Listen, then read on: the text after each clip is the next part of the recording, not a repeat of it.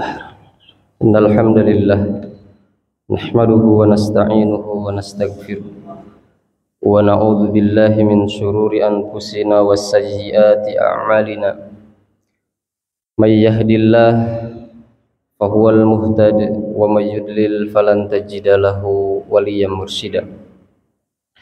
Asyhadu an la ilaha illallah wahdahu la syarika lah wa asyhadu anna Muhammadan abduhu wa rasuluh.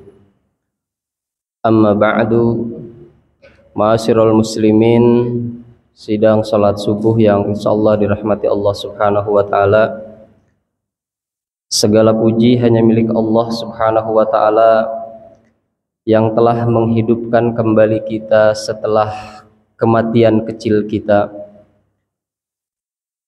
Dan langsung Allah Subhanahu wa taala memberikan hidayah taufik kepada kita untuk memulai kehidupan hari ini dengan melaksanakan berbagai macam perintahnya, menyambut berbagai macam titah Allah Subhanahu wa taala. Alhamdulillah kita sudah bangun di kisaran jam 3 atau setengah 4. Kemudian kita memulai dengan zikir, tilawah serta salat. Dan kemudian kita mulai dengan di antara bagian rangkaian ibadah Ramadan, yaitu melaksanakan ibadah sahur. Yang mungkin bagi sebagian orang sahur itu hal yang biasa aja, hanya sekedar makan, mengumpulkan energi agar kita bisa kuat menyelesaikan ibadah saum di hari itu. Padahal sesungguhnya kalau kita melihat di antara sabda Nabi Shallallahu Alaihi Wasallam yang beliau sampaikan tentang apa sesungguhnya pesan yang terkandung dalam ibadah sahur itu, ibadah bukan sekadar kegiatan atau aktivitas duniawi lagi, tapi ibadah sahur itu, di mana Rasulullah SAW pernah bersabda, faslu ma baina siyamina wasiyami ahlil kitabi aklatus sahur. Sesungguhnya yang menjadi pembeda antara ibadah saumnya kita sebagai seorang muslim, sebagai umat Muhammad, dengan saumnya ahli kitab itu terletak pada makan sahur itu. Makan sahur bukan sekedar makan, tetapi di dalamnya ada semangat untuk menyelisihi praktek ibadahnya orang-orang kafir. Dalam hal ini adalah Yahudi dan Nasrani. Di situ terkandung pelajaran buat kita semua bahwa sesungguhnya akidah dan syariah adalah sesuatu yang harus kita jaga kemurniannya, tidak boleh tercampur dengan warna apapun. Maka ma'asyiral muslimin, sidang salat subuh yang insyaallah dirahmati Allah Subhanahu wa taala, makan sahur kita akan berbeda ketika kita memiliki ilmunya tentang itu semua. Sekali lagi, bukan hanya sekedar untuk mengisi perut, bukan sekedar untuk mengumpulkan energi, tetapi bagaimana di situ ada sebuah upaya kita terus menjaga kemurnian akidah dan syariah yang Allah Subhanahu wa taala turunkan kepada kita semua.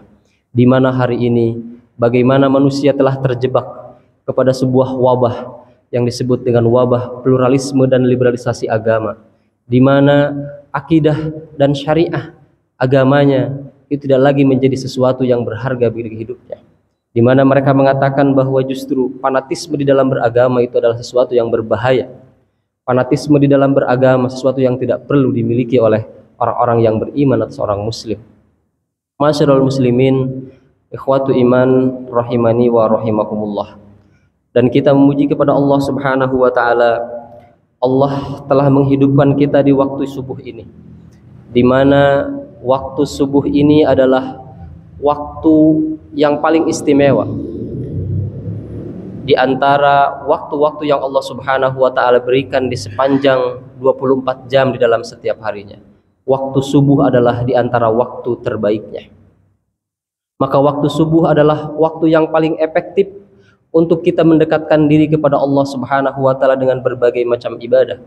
Maka beruntunglah, bertahmidlah kita kepada Allah Subhanahu wa taala karena kita telah dimampukan untuk menyambut perintah Allah Subhanahu wa taala di waktu yang mulia ini.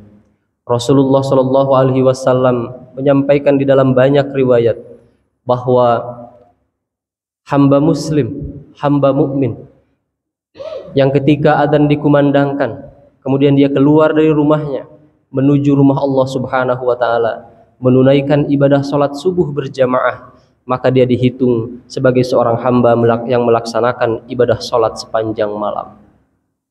Dan berbicara waktu subuh ini, bagaimana berharga dan mahalnya waktu subuh di mata orang-orang soleh sebelum kita. Di masa kehilafahan Umar ibnul Khattab radhiyallahu an, pernah terjadi sebuah proses penalukan yang cukup berat, yaitu penaklukan sebuah kota benteng milik atau di wilayah kerajaan Persia, yaitu benteng Tustar. Sebuah benteng yang kokoh dan sulit untuk ditembus oleh kekuatan kaum muslimin. Sebutkan di dalam riwayat sampai setahun 6 bulan, setahun setengah kaum muslimin pada waktu itu terus berupaya untuk menembus kokohnya benteng pertahanan mereka. Dengan takdir Allah Subhanahu wa taala, kekuatan kaum muslimin yang pada waktu itu jumlahnya 30.000 harus berhadapan dengan 150.000 kekuatan orang-orang kafir Persia. Allah Subhanahu wa taala memberikan anugerah kemenangan mereka, di mana di antara sekelompok tentara kaum muslimin ada yang dimampukan oleh Allah Subhanahu wa taala untuk menembus pintu benteng tersebut. Maka terjadilah peperangan yang begitu sengit antara 30.000 pasukan kaum muslimin berhadapan dengan 150.000 kekuatan orang-orang kafir Persia. Begitu berat dan begitu menakutkan sebagaimana disebutkan oleh sebagian para salafus saleh yang ikut terlibat di dalam perang itu. Kemudian Allah Subhanahu wa taala memberikan kemenangan kepada mereka, dan itu terjadi pada waktu subuh, di mana kaum muslimin terus bertempur melawan mereka, sampai-sampai mereka kemudian tidak sempat melaksanakan ibadah sholat subuh tepat pada waktunya. Pertempuran itu terus terjadi sampai matahari itu meninggi, matahari itu terbit dan meninggi, sehingga pada waktu itu kaum muslimin akhirnya melaksanakan ibadah sholat subuh telat, tidak pada waktunya. Maka seorang Anas ibnu Malik adalah orang yang sejak kecil dibina, dibimbing oleh Rasulullah Shallallahu Alaihi Wasallam. Beliau sangat paham dan tahu tentang apa itu harga waktu subuh bagi seorang muslim. Maka seorang Anas ibnu Malik, setiap kata Tustar disebut, beliau selalu menangis. Beliau selalu bersedih ketika mengingat peristiwa itu.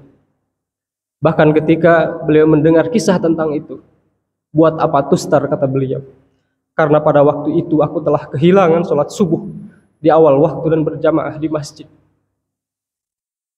Itulah pendahulu kita, orang yang begitu memiliki ilmu, memandang waktu subuh itu dengan sangat luar biasa. Tetapi kadang kita masih lalai, hanya sekedar untuk melawan rasa ngantuk saja. Kita masih berat, kita masih memilih untuk tertidur dan tertinggal untuk menyambut perintah Allah Subhanahu wa taala. Dan banyak lagi kisah yang sesungguhnya perlu untuk kita ketahui, bagaimana orang-orang sebelum kita, mereka menghargai dan memaknai waktu subuh ini. Inilah waktu yang jangankan sholat wajibnya, sholat sunnahnya saja itu dikatakan oleh Nabi Shallallahu Alaihi Wasallam, khairun minad dunya wa ma fiha, lebih baik dari seluruh dunia dan segala isinya. Maka ma'asyiral muslimin, ikhwatu iman rahimani wa rahimakumullah, alhamdulillah Allah takdirkan di tahun ini dipertemukan kembali dengan bulan Ramadan ini. Dan di antara didikan penting, pesan penting ibadah saum Ramadan ini adalah bagaimana pentingnya kita untuk memakmurkan waktu subuh itu, dan sebelumnya adalah waktu sepertiga akhir malam. Kalau kita kehilangan momen di saat itu, maka hilanglah sesungguhnya kebaikan untuk kita semua. Makmurkanlah waktu subuh, kalahkan semua keinginan, kalahkan semua syahwat, karena inilah sesungguhnya waktu keberkahan yang Allah Subhanahu wa taala menjanjikan hal yang sangat besar kepada kita semua. Ma'asyiral muslimin, ikhwatu iman rahimani wa rahimakumullah.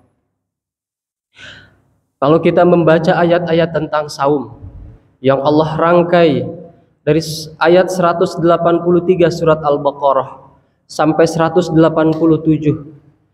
Maka Allah Subhanahu wa taala menyampaikan kepada kita semua tentang bagaimana sesungguhnya rangkaian ilmu yang harus kita fahami tentang ibadah saum itu.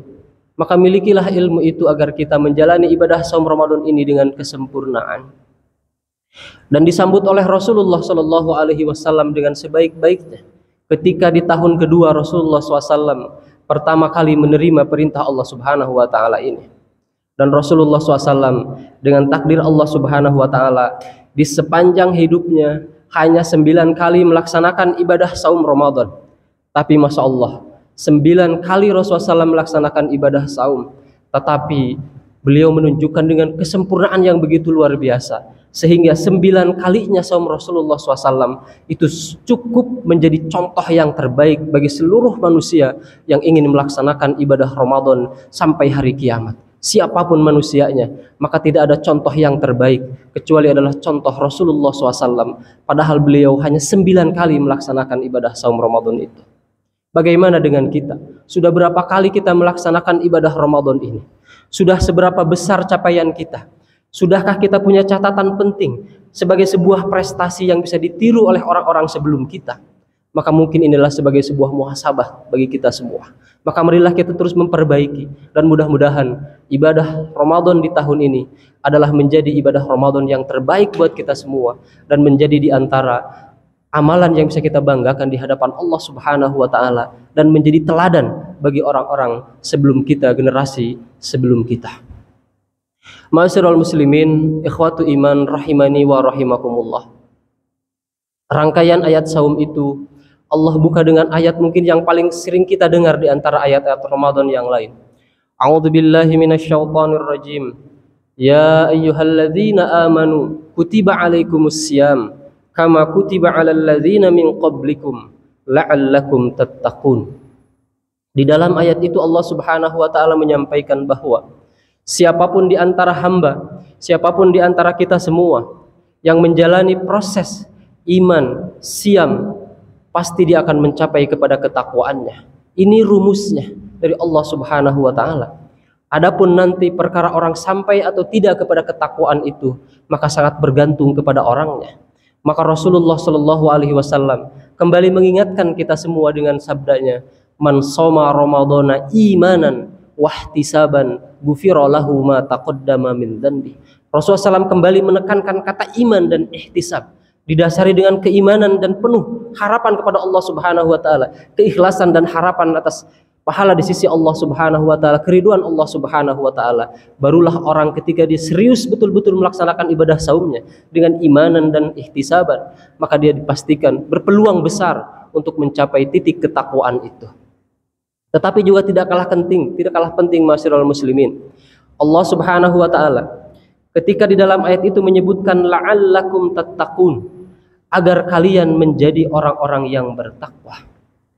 Maka derajat ketakwaan adalah sesuatu yang begitu penting untuk dicapai oleh setiap hamba. Dan kalau kita melihat ayat-ayat Al-Quran, kami membaca di dalam Al-Quran, kata la'allakum tattaqun itu bukan hanya terletak di ayat-ayat saum itu saja, bukan hanya di 183 Al-Baqarah saja, bahkan mundur sedikit, ayat 179 di surat Al-Baqarah masih Allah Subhanahu wa taala menyebutkan kata la'allakum tattaqun juga, di mana Allah Subhanahu wa taala menyampaikan firman-Nya, A'udzubillahi minasyaitonir rajim, walakum fil qisasi hayatu ya ulil albab la'allakum tattaqun. Dan di dalam qisas itu terdapat jaminan kehidupan bagi kalian, la'allakum tattaqun, agar kalian menjadi orang-orang yang bertakwa. 183, wahai orang-orang yang beriman, laksanakanlah ibadah saum Ramadan itu dengan seluruh rangkaiannya. Kalian berjuang keras, habis-habisan untuk mencapai apa? Untuk mencapai derajat ketakwaan. 179 Allah menyampaikan, laksanakanlah hukum Allah, terapkanlah syariat Allah Subhanahu wa taala. Itu pun akan menjadi sesuatu yang menjembatani antara kalian dengan ketakwaan. Artinya apa?